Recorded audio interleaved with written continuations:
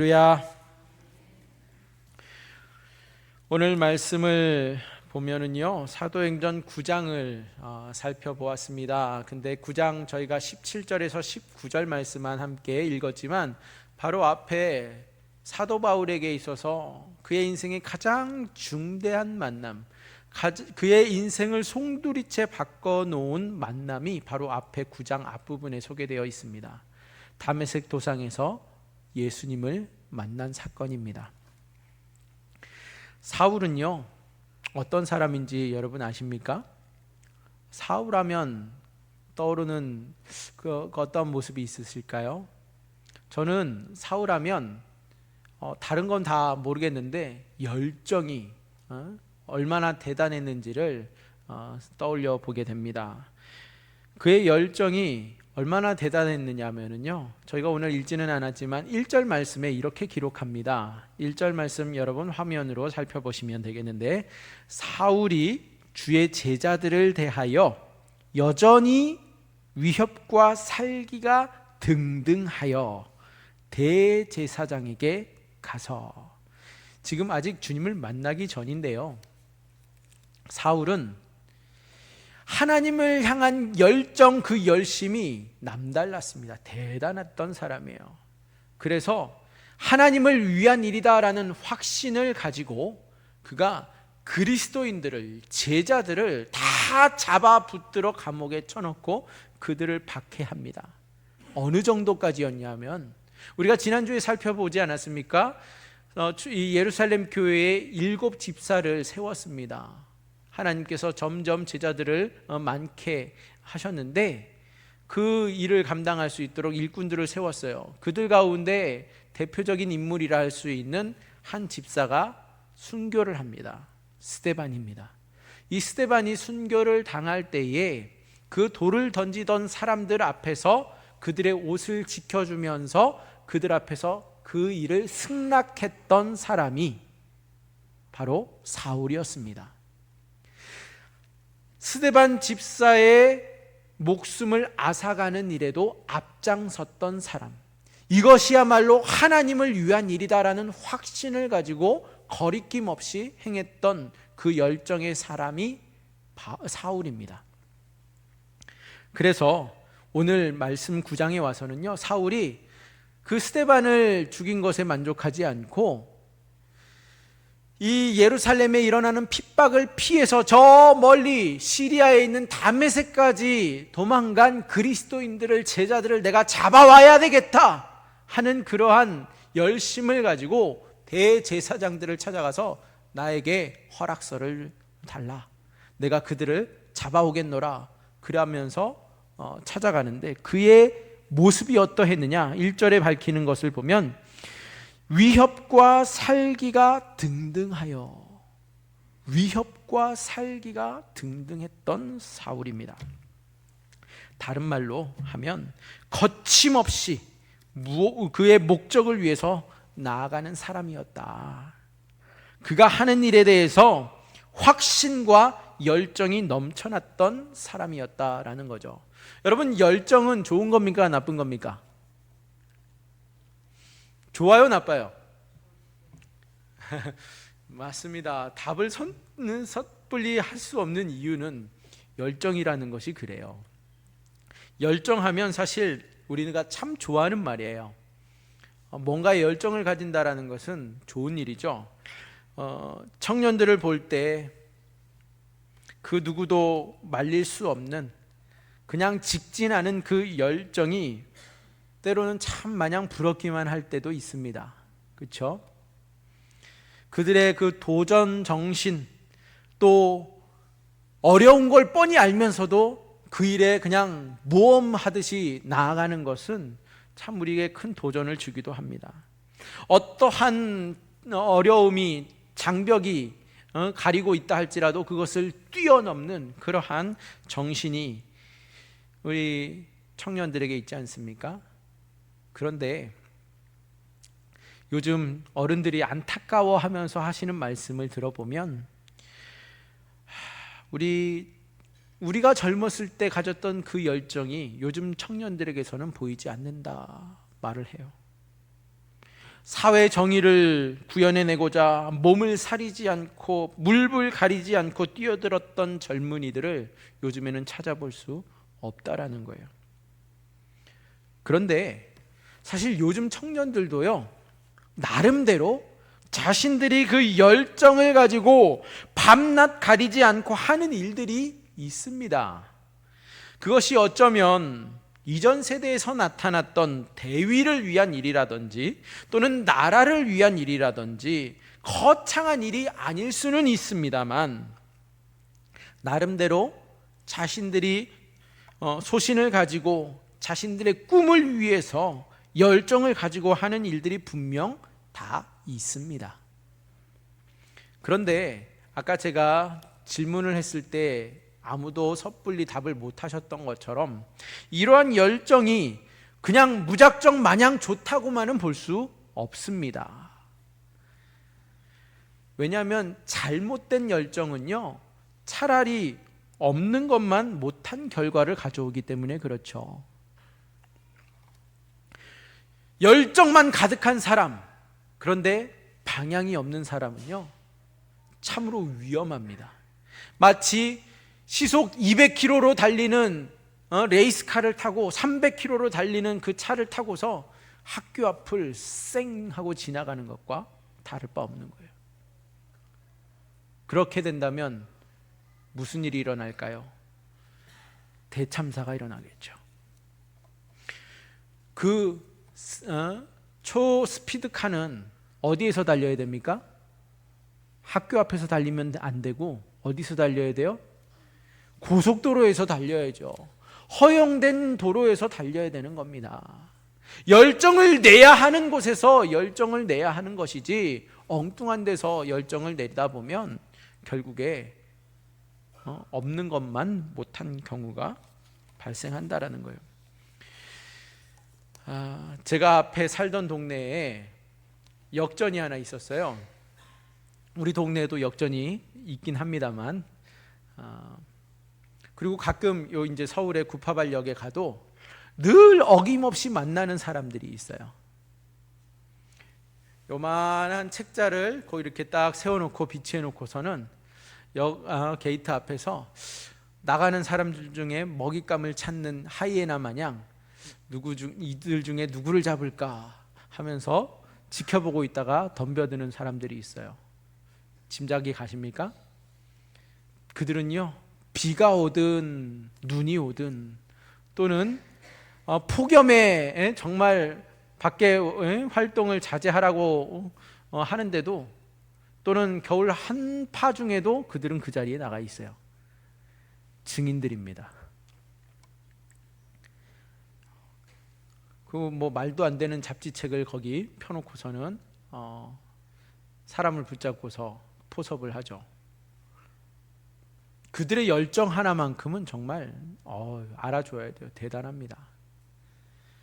또 제가 앞에 살던 동네에서는요, 아가씨 둘이서 늘 붙어가지고서는 차 한 잔만 사주세요 그러면서 혹시 시간 좀 있으세요? 하면서 이렇게 말하는 사람들이 있어요. 참 선해 보이십니다. 결국에 뭐라고 얘기해요? 도를 아십니까? 하는 그 사람들이에요. 아우 됐다고, 필요 없다고, 당신네들 뭐 하는 짓이냐고 뿌리치는데, 한 일주일 뒤에 또 일이 있어서 나가면 또 달려들어요. 이 사람들은 사람을 분간을 못하나.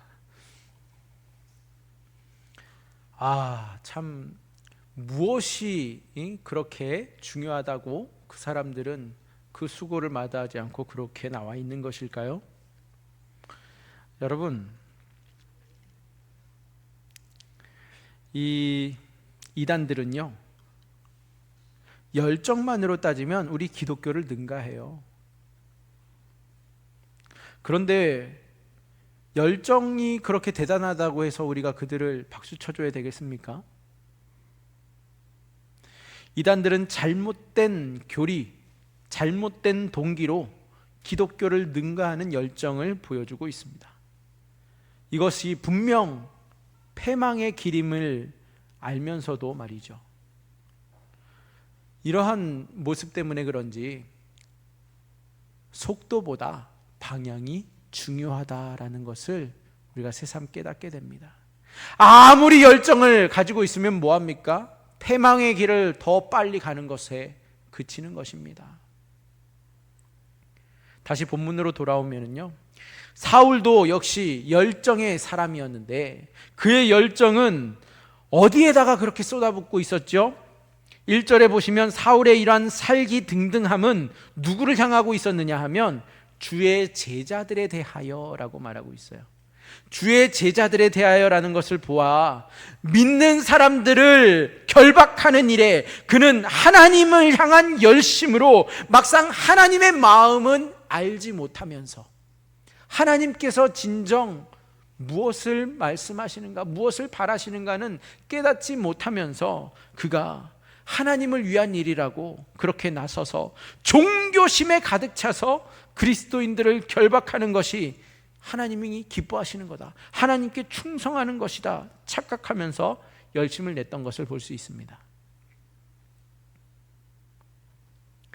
이것을 볼 때 나 자신이 가진 신념 또는 그 확신이 정작 진리를 못 보게 만드는 그러한 내 눈에 비닐이 될 때가 있다라는 것을 보게 됩니다. 여러분, 오늘 사도행전 9장에는요 계속해서 반복해서 등장하는 동사 하나가 있어요. 그것이 뭐냐면 보다라는 동사예요. 눈으로 보는 보다.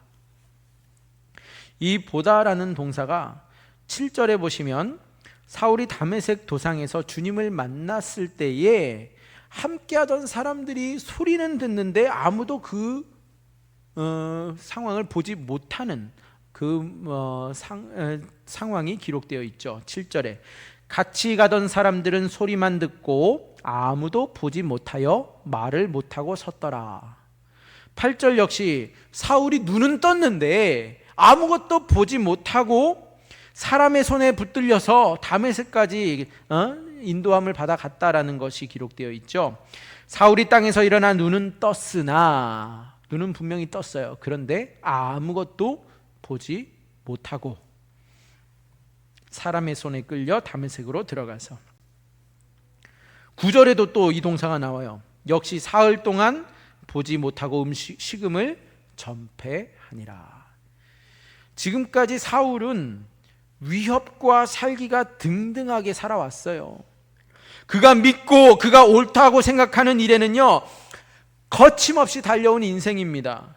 스데반이 돌에 맞아 죽는 그 순간에도 그것을 마땅하다 여겼던 사울이에요. 사울은요 아직 바울이 되기 전에 그 사울의 모습은 사실 사람 앞에서도 그 무엇 하나 빠지지 않는 사람이에요. 그래서 빌립보서 3장에서 자신이 어떠한지를 밝히고 있는데 3장 4절에서 6절 말씀이 그 내용입니다. 그 누구 앞에서도 자신의 커리어와 또 자신의 스펙이 빠지지 않는 사람이에요. 4절에서 6절 함께 읽어보시겠습니다. 시작. 그러나 나도 육체를 신뢰할 만하며 만일 누구든지 다른 이가 육체를 신뢰할 것이 있는 줄로 생각하면 나는 더욱 그러하리니 나는 8일 만에 할례를 받고 이스라엘 족속이요 베냐민 지파요 히브리인 중에 히브리인이요 율법으로는 바리새인이요 열심으로는 교회를 박해하고 율법의 의로는 흠이 없는 자라. 아멘. 사도 바울의 사도성에 대해서 의구심을 품는 사람들 앞에 자신이 얼마나 대단한 사람인가를 먼저 밝힙니다. 그런데요 사울이 어떠한 사람이냐 하면 보시면 내가 누구 앞에서도 나는 절대 수그릴 이유가 없는 사람이다.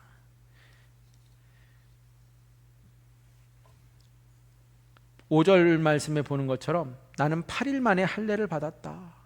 나는 유대인 중에 유대인이다. 나는 태어나면서부터 유대인이다. 이것을 말하고 있고요. 이스라엘 족속이요 베냐민 지파요, 내 소속 지파는 베냐민 지파다. 무슨 말이냐면요, 이스라엘이 북이스라엘과 남유다로 나뉘어지게 되었을 때에 나머지 10지파가 북이스라엘을 형성하면서 망하지 않았습니까? 아수르에 의해서 그들이 피가 섞이고 완전히 흐지부지 없어졌습니다. 그런데 남유다에 남은 베냐민과 유다 지파, 둘 다 왕족 지파입니다. 그리고 나는 피가 섞이지 않은 순수한 정통의 유대인이다라는 것을 사도 바울이 난 베냐민 지파다라고 밝히고 있어요. 그래서 그가 말하기를 나는 뭐라고 말합니까? 히브리인 중에 히브리인이다. 율법으로는 어떻습니까? 나는 율법으로는 바리새인이다. 율법이요 얼마나 엄격한지 아세요? 우리가 율법에 대해서 너무 가볍게 생각하고 지나가기는 하지만 율법을 이 유대인들은요 600개가 넘는 조항으로 세분화해 가지고서 그것들을 지켜나가고 있어요. 그러니 내가 율법으로는 바리새인이고 율법의 의로는 흠이 없는 자라 말하는 사도 바울이라면, 사울이라면 무슨 말이에요? 나는 모든 것을 철저하게 지켜왔고 지금도 지키고 있다라는 고백인 거예요. 나는 뭐 하나 흠잡힐 데가 없는 사람이다. 얼마나 열정적으로 그가 이 신앙을 지키며 살아왔는지를 보여주죠. 그리고 그의 그 열심이 어디까지 이르렀느냐? 6절에 보는 것처럼 열심으로는 교회를 박해하고 지금 다메섹까지 그를 데리고 온 겁니다. 무엇을 위하여서? 그리스도인들을 잡아 데려가기 위하여서. 이것이야말로 하나님께 내가 충성을 다하는 것이다 여겼기 때문에. 그런데 사도 바울이 이제 예수님을 만나 바울이 되죠. 그러나 지금 그 전에 사울로 있을 때에 오늘 말씀에서 볼 수 있는 것처럼 세상을 향해서 눈을 떴지만 막상 하나님의 일을 보지 못하는 사람이었던 것이에요. 심지어 하나님의 일을 한다고 고백하던 그가 막상 하나님의 마음은 읽지 못하는, 그래서 여전히 눈은 떴지만 보지 못하는 사람이었다라는 겁니다. 사울이 주님을 만나고 나서 그의 눈에 문제가 생겨요. 이상이 왔어요. 어떻게 됩니까? 눈은 떴는데 사흘 동안 아무것도 보지 못합니다. 그리고 사람들을 의존해서 다메섹까지 들어갔어요. 사울은 이때 이 3일 동안 아무것도 못 보는 시간에 비로소 그동안 한 번도 보지 못했던 영적 세계를 보게 됩니다. 사흘 동안 먹지도 않고 마시지도 않는 그동안에 사울은 그가 그동안 핍박해왔던 예수님을 만나고 나서 얼마나 주님께 회개했겠습니까? 지금도 핍박을 피해서 다메섹까지 흩어져 도망온 주님의 제자들을 결박하겠다고 쫓아왔던 사울이었습니다. 그런데 이때 비로소 사울이 보게 된 것이 있어요. 12절 말씀해 보시면 함께 읽어보실까요? 12절입니다. 시작. 그가 아나니아라 하는 사람이 들어와서 자기에게 안수하여 다시 보게 돼 하는 것을 보았느니라 하시거늘. 이것은 주님께서 아나니아에게 하시는 말씀이에요. 아나니아가 사울한테 찾아가서 그를 영접하고 그에게 눈을 뜨게 해줘야 되는데 아나니아는 그게 내키지 않는 거죠. 무섭습니다. 사울이 여전히 살기가 등등한데 여기까지 우리를 잡겠다고 쫓아왔는데 주님 내키지 않습니다. 그랬을 때에 주님이 아나니아에게 하신 말씀이 뭡니까? 그가 이미 아나니아 너가 가서 그를 안수하여 보게 하는 것을 내가 그에게 이미 보여주었다. 그러니 어서 가라. 우리가 세상을 향하는 우리의 눈을 감을 때에 비로소 우리의 영이 볼 수 있는 겁니다. 그런데 우리는 어때요? 24시간 너무나도 분주하게 살아가면서 이 세상에 많은 일들에 눈을 뜨고 있습니다. 너무 바쁘게 살아가요. 그러다 보니까 우리는 막상 주님을 찾을 시간이 겨를이 없어요. 주님을 만나야 되는데 주님이 우리에게 보여주시고자 하시는 것이 있는데 그것을 볼 시간이 없어요. 이렇게 살아가는 인생은 정말 열정 가득할지 모르지만 열심은 가득 차 있으나 막상 가야 할 방향을 놓치고 계속 제자리에서 맴돌고 있는, 헤매고 있는 인생과 다를 바 없다라는 거예요. 주님께서 우리에게 다시 보여주시고자 하시는 것이 있습니다. 그게 뭡니까? 15절 16절도 함께 읽어보시겠습니다. 시작. 주께서 이르시되 가라, 이 사람은 내 이름을 이방인과 임금들과 이스라엘 자손들에게 전하기 위하여 택한 나의 그릇이라. 그가 내 이름을 위하여 얼마나 고난을 받아야 할 것을 내가 그에게 보이리라 하시니. 아멘. 주님이 우리에게 뭘 보여주시고 싶어 하세요? 주님의 이름을 위해 감당해야 할 사울의 사명, 그리고 그 고난을 주님께서 보여주십니다. 그리고 이것을 위해 하나님께서는 사울을 찾아가십니다. 왜요? 은혜를 주시기 위해서. 무슨 은혜입니까? 하나님의 사명을 감당할 수 있는 은혜, 그 가운데 거쳐야 할 그 고난을 감당할 수 있는 은혜를 주시기 위함입니다. 17절 말씀입니다. 함께 읽어보실게요. 시작. 아나니아가 떠나 그 집에 들어가서 그에게 안수하여 이르되 형제 사울아, 주 곧 내가 오는 길에서 나타나셨던 예수께서 나를 보내어 너로 다시 보게 하시고 성령으로 충만하게 하신다 하니. 아멘. 너로 다시 보게 하시고 무엇을 주세요? 성령으로 충만하게 하신다 하셨어요. 그래야만 그 사명, 이방인을 위한 사도로 택함을 받은 사도 바울이 그 사명을 감당할 수 있기 때문에, 그 과정 속에 수도 없이 찾아오게 될 그 고난들을 이겨낼 수 있는 힘을 얻도록 성령을 충만케 하시기 위해 그 은혜를 주시는 주님께서 사도 사울을 찾아오십니다.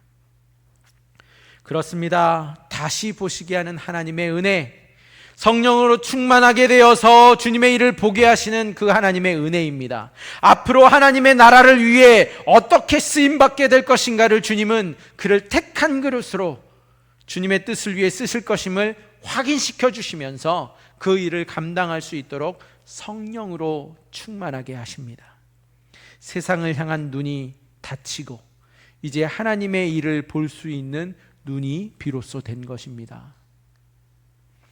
오늘 말씀 18절과 19절 말씀입니다. 함께 읽습니다. 시작. 즉시 사울의 눈에서 비늘 같은 것이 벗어져 다시 보게 된지라. 일어나 세례를 받고 음식을 먹음에 강건하여지니라. 사울이 다메섹에 있는 제자들과 함께 며칠 있을세. 무슨 일이 일어났죠? 사울의 눈에서 벗겨진 것이 있어요. 정확하게 무엇인지는 알 수 없어요. 그런데 그는 비늘 같은 것이다 라고 표현하였어요. 우리로 하여금 보지 못하게 만드는 것들은요, 결국에 비늘과 같은 것들이에요.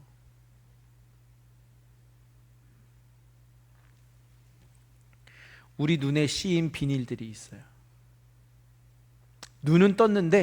분명 눈은 떴는데 보지 못하게 만드니까 그 비늘을 제거해야 해요. 그 비늘을 벗어내야 합니다. 우리가 벗어야 할 비닐들이 무엇이 있습니까? 세상의 정욕과 물질에 대한 욕망, 나 자신의 정의, 내가 지난 세월 동안 쌓아왔던 명예, 이름, 그 무엇이 되었든 그것을 내가 내려놓지 못한다면 여전히 우리는 눈은 떴을지 모르지만 보지 못하는 사람에 그치고 맙니다. 권력의 비늘을, 욕망의 비늘을, 주도권을 손에서 놓고 싶지 않아서 지키기 위해서 주변에 피해를 주든 말든 남을 짓밟든 말든 사람들을 억압하는 그러한 모습들, 하나님처럼 되고 싶은 마음, 결국 우리를 패망의 길로 이끌어갈 뿐입니다. 우리 눈에 비늘들이 떨어져야 비로소 주님의 마음을 바로 읽을 수 있고 또 주님의 사명을 감당할 수 있게 됩니다. 사도 바울은 그가 주님을 위해 수많은 고난과 수고를 담당한 후에 이렇게 고백합니다. 빌립보서 3장에서 7절에서 9절까지 말씀인데요, 함께 읽어보실까요? 시작. 그러나 무엇이든지 내게 유익하던 것을 내가 그리스도를 위하여 다 해로 여길 뿐더러 또한 모든 것을 해로 여김은 내 주 그리스도 예수를 아는 지식이 가장 고상하기 때문이라. 내가 그를 위하여 모든 것을 잃어버리고 배설물로 여김은 그리스도를 얻고 그 안에서 발견되려 함이니 내가 가진 의는 율법에서 난 것이 아니요 오직 그리스도를 믿음으로 말미암은 것이니 곧 믿음으로 하나님께로부터 난 의라. 아멘. 오직 하나님의 은혜로 그의 눈에서 이 비늘 같은 것이 벗어지고 성령으로 충만함을 받은 후에 고백하고 있는 사도 바울의 내용입니다. 앞서 그가 나는 사람들 앞에 무엇 하나 부족한 게 없는 사람이다 고백했던 그가 그의 커리어와 스펙을 지금 다 뭐라고 말하고 있어요? 배설물이다. 나는 자랑할 것이 그것이 아니다. 내가 진정 자랑할, 내가 보물 1호로 삼는 그 한 가지가 있다면 내가 그리스도를 아는 것이다. 내 주 그리스도 예수를 아는 지식이 가장 고상하기 때문이라 고백하고 있습니다.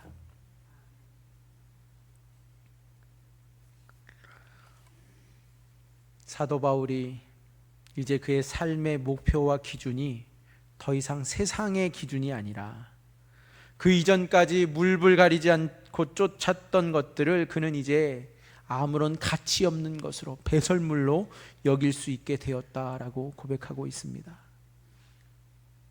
이러한 사울에게 즉각적인 삶의 변화가 일어납니다. 20절에서 22절 말씀이 그 내용인데요, 마지막으로 함께 읽어보실까요? 시작. 즉시로 각 회당에서 예수가 하나님의 아들이심을 전파하니 듣는 사람이 다 놀라 말하되 이 사람이 예루살렘에서 이 이름을 부르는 사람을 멸하려던 자가 아니냐. 여기 온 것도 그들을 결박하여 대제사장들에게 끌어가고자 함이 아니냐 하더라. 사울은 힘을 더 얻어 예수를 그리스도라 증언하여 다메섹에 사는 유대인들을 당혹하게 하니라. 아멘. 사울이 많은 사람을 당혹하게 하였대요. 어떤 일로요?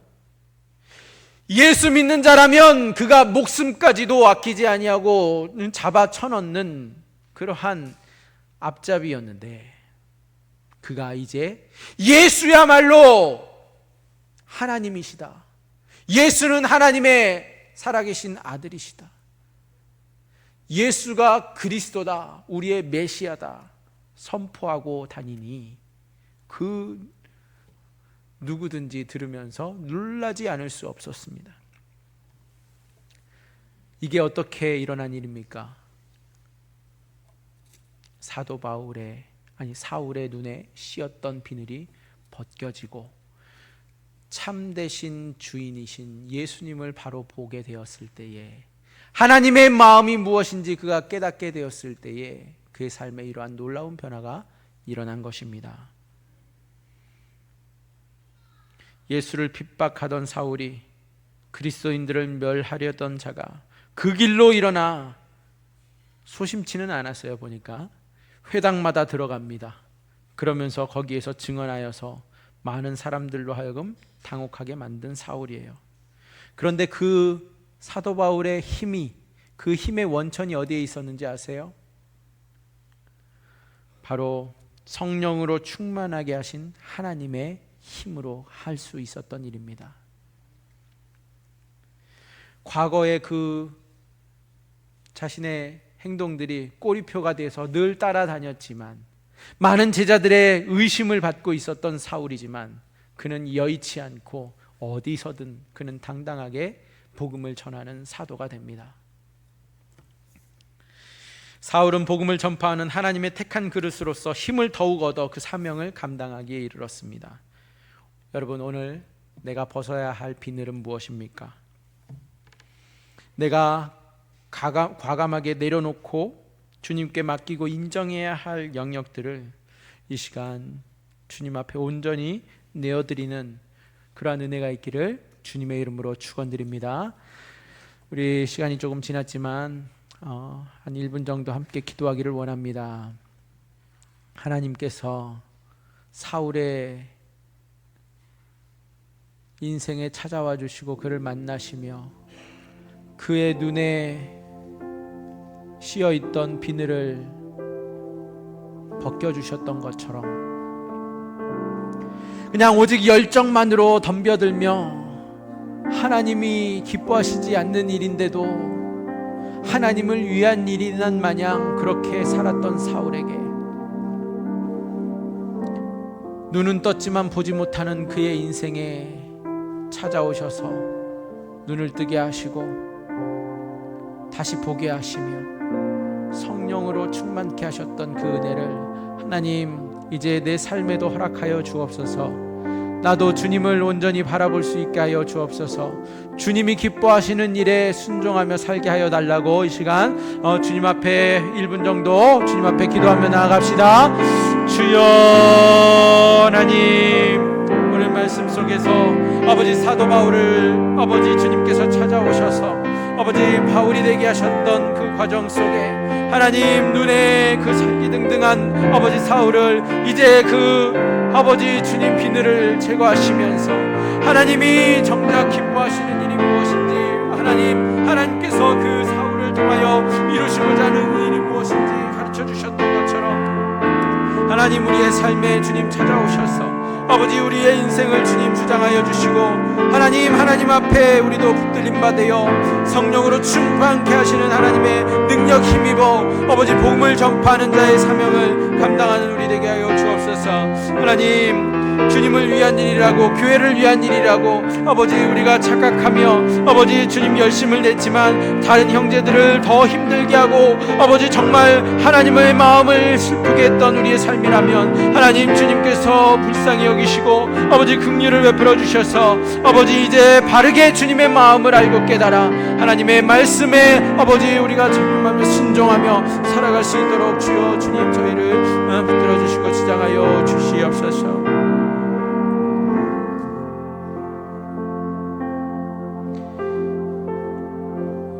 하나님 우리의 눈을 뜨게 하여 주옵소서. 세상의 일로 너무 분주하여 주님을 향하여 시선을 돌리지 못하는 우리의 삶을 불쌍히 여겨주셔서 오직 욕망의 비늘, 권력의 비늘, 또 재물의 비늘, 또 내 이름의 비늘, 그 수많은 비늘들이 이제 주님 앞에 벗겨져 성령으로 충만하여 오직 예수를 주로 선포하며 증거하는 삶을 살아갈 수 있도록 하나님 우리를 주장하여 주옵소서. 세상의 기준에 맞춰 살기보다 하나님의 말씀에 붙들림 받아 살아갈 수 있도록 우리의 영안이 열리게 하여 주옵소서. 감사하며 예수님의 이름으로 기도합니다. 아멘.